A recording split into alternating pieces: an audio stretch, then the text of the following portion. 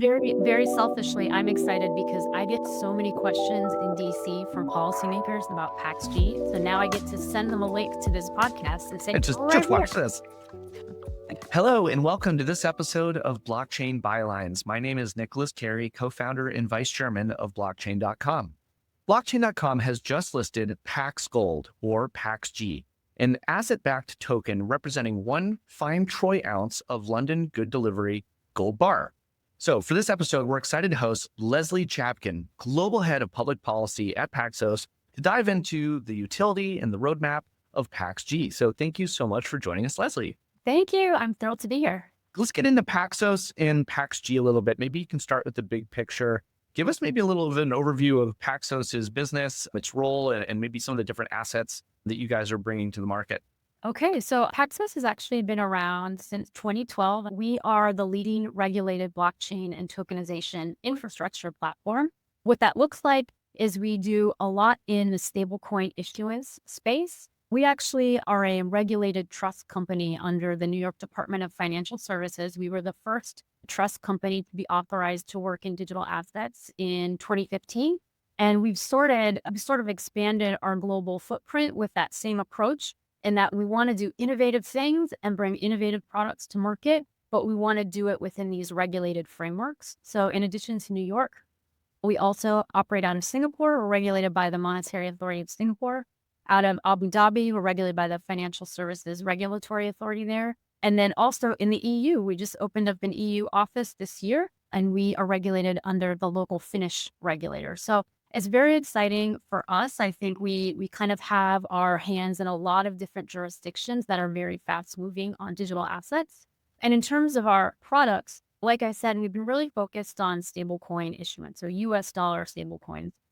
And two of the products that people are probably most familiar with are something called one USDG, or the global dollar. We launched that last fall, and it's a US dollar stablecoin, and it forms sort of the core of what we're calling the global dollar network. So it's this network made up of other enterprises that are really invested in growing and accelerating the use of USDG. So it's really been a fantastic project to get in. We have some really big players in the industry that are involved. And then another stablecoin that we have issued is PayPal USD, PYUSD. So that came out in summer of 2023.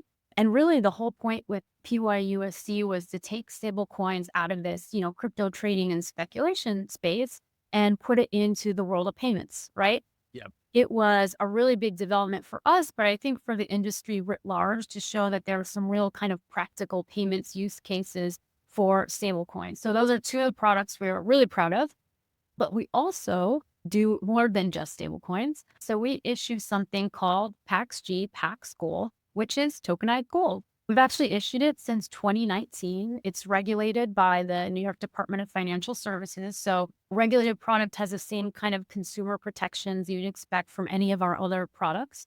But where it's different is it's not backed by US dollars, it's backed by gold. So every PAXG token is backed by one fine troy ounce of gold stored in London vaults. And so when you own one PAXG token, you own the physical gold that underlies it. So it's really cool. And I think a great way for people who are kind of aspiring gold bugs to get into the space.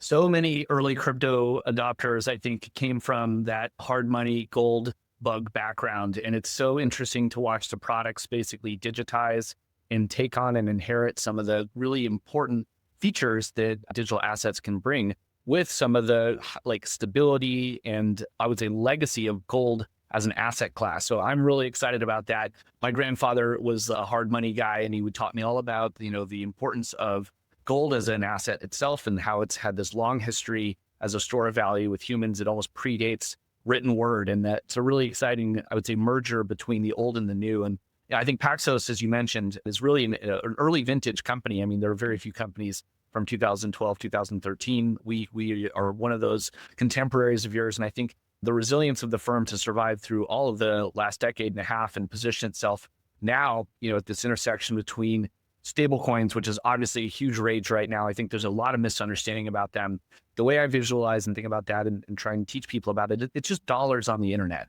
It allows anyone with a phone and access to the internet to basically have a wallet that they can transact with dollars with instantly, quickly, and have a high degree of certainty that settlement occurs. And so, that payments use case has been lingering forever. And I really feel like the tide is turning now, and it's so exciting. Let's talk a little bit about the gold use case.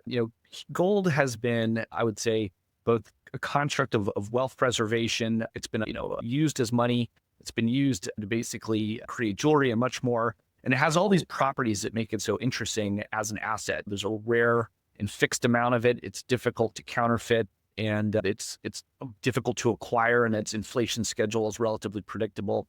So let's talk a little bit about like how tokenizing physical gold makes it more accessible, liquid, and maybe efficient to trade with than like physical delivery or other ways of buying gold. Yeah, and it's a great question because investing in gold really can be cumbersome. And I think when you add in the tokenization element, it really does open up opportunities for it. One, on the accessibility point, if you want to invest in physical gold, that takes a significant amount of capital. So that's not available to everyone to be able to purchase an entire gold bar, right? And then you also have to think about the storage costs that go along with it. If you have tokenized gold, one, you don't have to worry about buying an entire gold bar, right? You can fractionalize it. You can own a fraction of an ounce. So it really expands the aperture and who can access gold. And then you also don't have to worry about the storage fees. So I think on accessibility, the tokenization aspect is really, really important.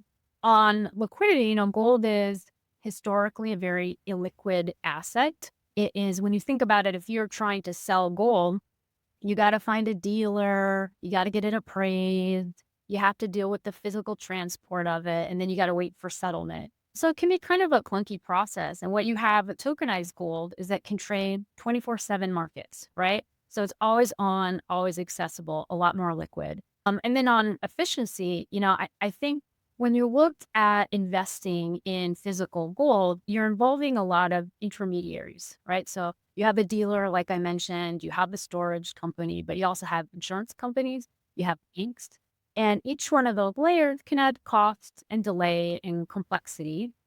So being able to do it all on one blockchain rail really kind of streamlines the whole process. So it makes it much faster if you want to invest in gold, trade gold, right? It becomes as easy as just sending a text message. So it makes it, I think, all of those things much more liquid, much more efficient, much more accessible.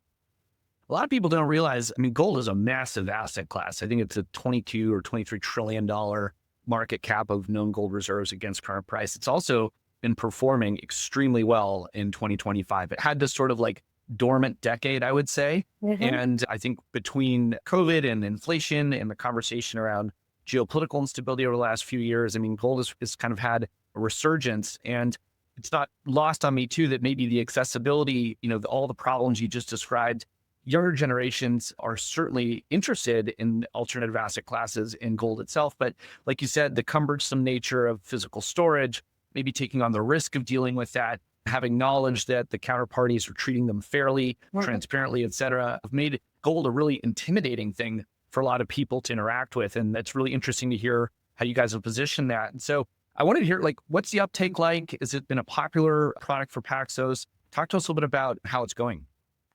It's funny because I've been at Paxos for going on almost 2 years now, and I talk a lot about our US dollar stablecoin products, but I get the most questions about PAXG, even among regulators and policymakers. It just has a really committed user base, and it's really organic. People are interested in it. They see the value in it. It's used a lot for trading, for collateral, not as much as payments. I think tokenized gold as a payment mechanism is more niche, but there's a lot of interest in it. I think market cap right now is around 940 million. So it is pretty large. And I think just for all the reasons you mentioned, it's an exciting way to access this asset class that wasn't available pre-blockchain. Let's talk a little bit about what you see as the future of tokenized commodities like PAXG evolving. Do you see potential for other types of tokenized rare earth minerals or potentially other assets themselves or alternative assets? What's the future sort of look like here? Gold is kind of like a really good first use case. Paint us a portrait of what things look like maybe just 6 or 12 months down the road. Yeah. So first of all, I should say, our kind of vision and mission at Paxos is we want to enable the instant movement of any asset, anywhere, anytime in a trustworthy way. So when you talk about, what is the future of tokenization, we are definitely there and we see it. I think for us, PAXG was almost a kind of a case study in how you can tokenize real world assets. Right now, we're spending most of our resources on those tokenized dollars, on stable coins, just because we've had so much movement in the policy and regulatory space to make it kind of conducive to adoption. And we see that really taking off. But I think in the next 6 to 12 months, what you're going to see is a lot more interest, including from kind of institutional players in tokenization of real world assets, right? Beyond just gold, other precious metals, you can tokenize potentially oil, carbon credits, agricultural products. So I think now that we have sort of a kind of a base regulatory and policy foundation, we're really going to see it take off. And we certainly want to be there as well. And I think once we have stable coins hitting kind of a big adoption curve, it's on to tokenization. Yeah, thank you so much for sharing that. And you told me you live in Washington, D.C. now. We just got out of Crypto Week in D.C. I'd be remiss not to ask you, can you give us sort of like the broad strokes on what happened last week? Why was this such a big deal? And how does this sort of, I would say, lay the path forward for this future you're describing where more things are getting tokenized, TradFi is coming into the space? Give us a little bit of the lay of the land or the atmospherics after this exciting week. Well, we finally have federal stablecoin legislation, which is huge. And it was a long time coming. I think for those of us that have worked in this space, it was a few dramatic years where we almost got there and it fell apart. So to finally have it, I think the real value is that it sends such a signal, both to enterprise players and to just average, retail consumers, that this is the way that financial infrastructure is going, right? That this is safe to be in, that there's a framework for it. I think having a federal framework really sort of blesses the industry to go on to the next step, right? We're no longer this kind of emerging industry. We're starting to get integrated into everyday financial products and services. So it's huge. Obviously, I think stablecoin legislation was probably the low-hanging fruit. We still have market structure ahead of us in the US, but I think just having stablecoin is a huge shot of momentum for the industry. I love the endorsement that they took in terms of using public blockchains, partnering with private companies to build out basically digital dollars on the internet, creating some frameworks and guardrails, future-proofing the American financial system. And this sends a huge signal to all those other regulators. You mentioned you guys are regulated by Mass, by Finland, and other jurisdictions. Everyone's been looking for some meaningful leadership, especially from the US on this. And I would point out in a rare moment of bipartisan support, this package was passed. And so it's a really good signal, I think, and it builds on over a decade of meaningful contributions by firms that have been working in this space for quite a while. And so very, very interesting times, but also I think very, very bullish long-term for the industry, which is really just about trying to build a better, more resilient, more affordable, accessible financial system for everybody. So we've got a little segment at the end here, a little bit of trivia. Do you know which civilization is credited with using gold as a currency first? So I think I have the right answer, but I have an unfair head start, which is that when I was at the Treasury Department, not only am I an econ history nerd, but I used to cover Turkey and the Levant. Oh, So here we go. We got an expert. Yeah, I believe it's the Lydians. They were in what's now Turkey. Yep. Great. Well done. Do you know which country was the first in the world to adopt a gold standard, backing their currency with physical gold in 1821? I think it was Great Britain. Wow. Okay. This is too easy. I'm going to have to come up with a much harder one. Okay. Yeah. So Great Britain basically pioneered a commodity form of money backed by gold.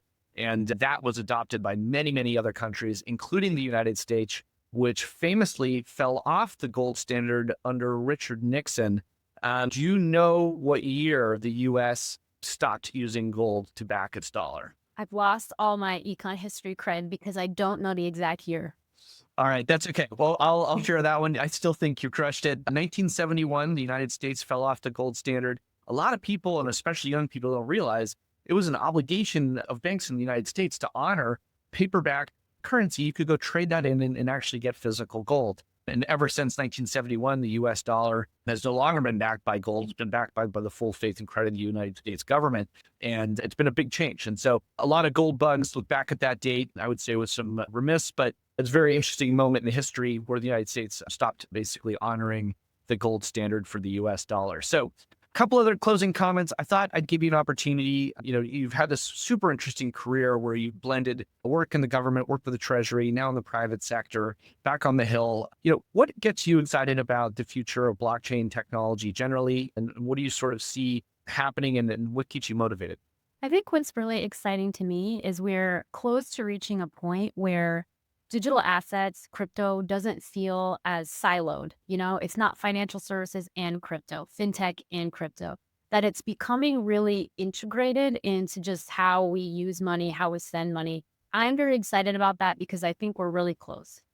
And you can see it in how many big companies and kind of the traditional payment space, traditional banking space are really eager about the technology and want to partner with crypto native institutions in order to make that happen. So I'm really excited about that because if you look at things like, just look at the payments landscape, it can be really fractured. It can be slow. It can be expensive. That's not as efficient as we can make it. And so having digital assets, blockchain rails really can address a lot of these vulnerabilities and make it for a better financial system for all. So last question, Lesley, for someone new to crypto, how would you explain the value of combining a traditional asset like gold with blockchain technology as we see in PAXG in like a single tweet? What's the aha? I think my tagline would be best of both worlds, the value of physical gold, the efficiency and convenience of blockchain. Nice. I love that. Thank you so much for joining us today. Lesley, we really appreciate your time. And thank you for teaching us so much about PAXG, which is available in the blockchain.com wallet today for all of our customers. And please remember to subscribe to our channel if you enjoyed our conversation today. And on behalf of the entire blockchain.com team, thank you for tuning in.